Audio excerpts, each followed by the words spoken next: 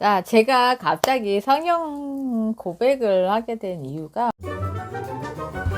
슈슈한테 물어봐. 제가 생각을 해보니까 안 고친 데가 없는 거야.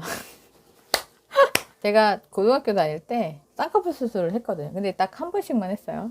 쌍꺼풀 수술을 했고 29살 때 코를 세웠어요. 그리고 제가 제일 컴플렉스가 볼이 훅 들어간 거였거든요. 그래서 자가지방이라고 하죠. 자가지방을 했어요. 그래서 제가 지금 근데 눈 한 번, 코 한 번, 뭐 자가지방 넣는 거죠. 원래 한 번 할 때 2번 넣는 거니까. 그리고 이제 치아 교정 하고 있는 건 아시죠? 자, 제가 갑자기 성형 고백을 하게 된 이유가 오늘 혹시 아세요? 드라마 중에 여신강림이라는 드라마 혹시 아세요? 저는 그게 웹툰인지도 몰랐어요. 근데 제가 뉴키즈 언더블럭이라는 유재석이 하는 그 프로그램을 굉장히 좋아해요. 거기에 그 웹툰을 만든, 그리는 작가가 나왔는데 그 작가 너무 예쁘더라고요. 야옹이인가? 뭐 아무튼 그걸로 드라마가 나와서 그냥 관심이 가서 그 드라마를 오늘 1회를 봤어요. 봤는데 이게 내용이 즉슨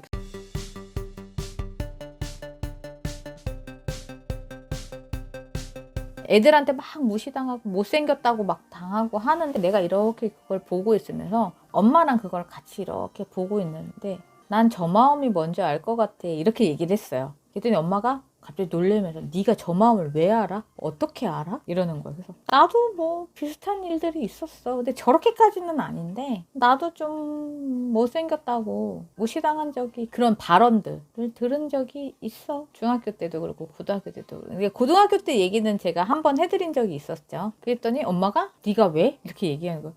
근데 그때 저의 모습이 그때는 왜냐면 중학교 때는 더 했지. 고등학교 때는 그래도 제가 조금 나았던 게 몸매라는 게 생겼거든요. 그래서 어머니들이 지금 저를 보는 몸매들이 고등학교 때 생겼을 거 아니에요. 그때 제 몸무게가 44kg, 45kg가 나갔는데 제가 좀 자부하고 있는 게 다리가 되게 예쁜 라인으로 내 자랑하는 것 같아서 그렇게 좀 라인이 예뻤어요. 근데 그게 이제 고등학교 때 생긴 거고 중학교 때는 그냥 깡마른 여자애였던 거예요. 깡마른 여자애가 이만한 안경을 끼고 그러다 보니까 중학교 때까지는 그냥 청바지에 티셔츠 입고 운동화 끌고 다니고 이만한 안경 쓰고 머리 스타일 이런 걸 낼 것도 그냥 뭐 질끈 묶고 다니고 뭐 그랬어요. 지금 여신강림에 나온 여자아이의 그 변하기 전 모습이 좀 그렇게 하고 다녀요. 걔가 머리 질끈 묶고 안경 이만한 거 끼고 다니고 하다 보니 외모적으로 무시를 하는 발언을 제가 꽤 많이 들었었어요. 근데 저는 뭐 왕따는 아니었어요. 왜냐면 친구들도 있었고 왕따들은 알잖아요. 뭐 이렇게 그런 것들을 당한 적은 없어요.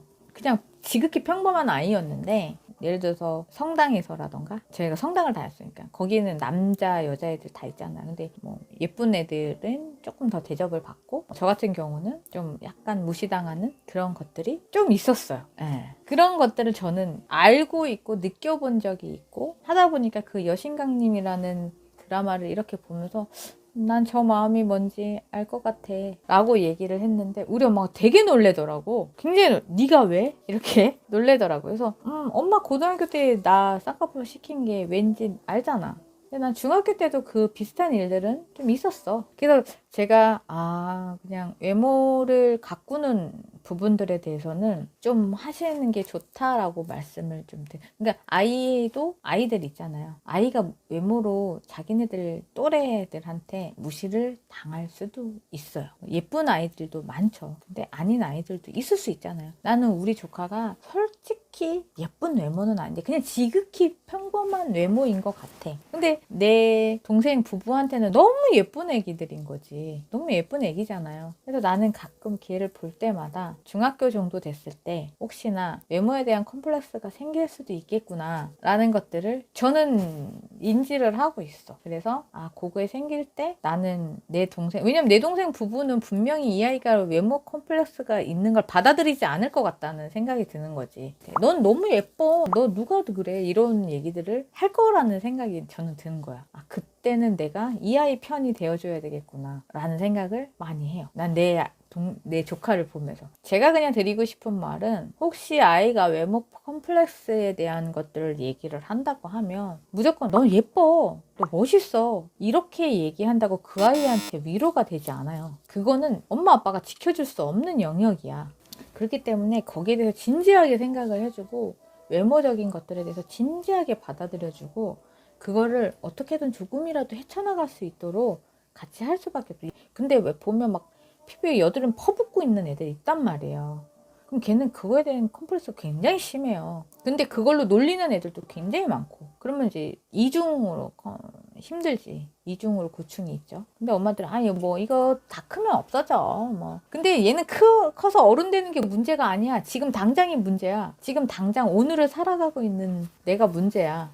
내가 그랬었으니까. 그러니까 어머니들이, 아버님들이, 뭐 여기 계신 분들이 아이가 혹시 외모에 대한 부분들이나, 근데 이거는 어디든 다 똑같을 것 같아요. 외모뿐만이 아니고 이 아이의 고민이나 이렇게 뭐 툴툴대는 것들을 조금 진지하게 들어주시는 것도 좋은데, 저는 이제 제가 겪은 외모에 대한 부분들을 경험으로서 말씀드리는 거예요. 경험으로서 충분히 이 아이는 지금 현재 막말로 죽을 만큼 괴로울 수도 있어요. 뭐 별것도 아닌 걸로 막 이렇게 생각하는데, 걔는 그 자체가 별게 아닌 게 아닐 수 있다는 거지. 자, 그래서 아무튼 우연치 않게 여신 강림을 보면서 이 얘기를 해드려야 되겠다라는 생각을 하면서 성형 고백 시간이 되었습니다. 어떠셨나요? 구독, 좋아요 꾹